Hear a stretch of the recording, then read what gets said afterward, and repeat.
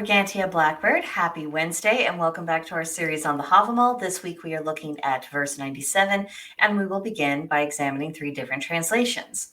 The first reads, "So away I turned from my wise intent, and deemed my joy assured.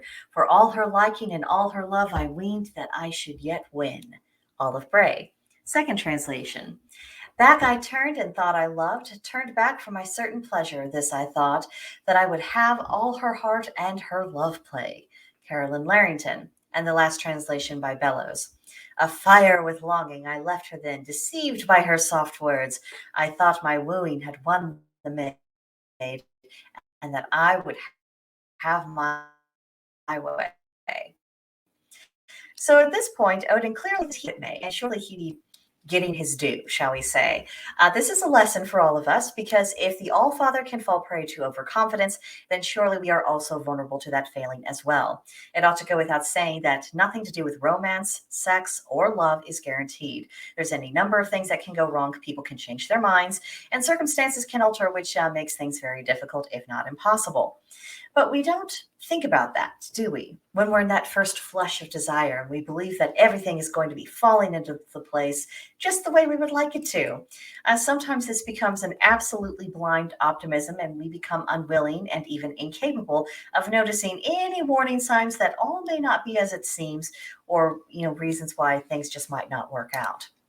So the question is, can we learn from this and not fall prey to the same problem? Perhaps to an extent, but it's doubtful that any of us will completely escape the dangers of wishful thinking. I think that would render us inhuman, and that would put us beyond even the gods. So definitely not a goal that can be fully achieved. But we can accept that this sort of thing in life happens. And it can be mortifying, and that degree of vulnerability can be deeply uncomfortable for us. But it's part of being alive.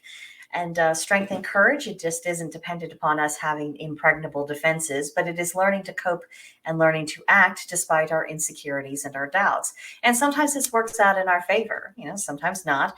But there's always value in learning how to manage our fear and anxiety and not be ruled by these things. So if there is one lesson that I think we can take away from this, is that it's good for us to keep our eyes as open as we can, and that we will find ourselves taking risks in life and love. Sometimes these risks will be unwise, but regardless of how things turn out and what the outcome is, life will go on. And I think that's a message a lot of us could do with it. Life will go on.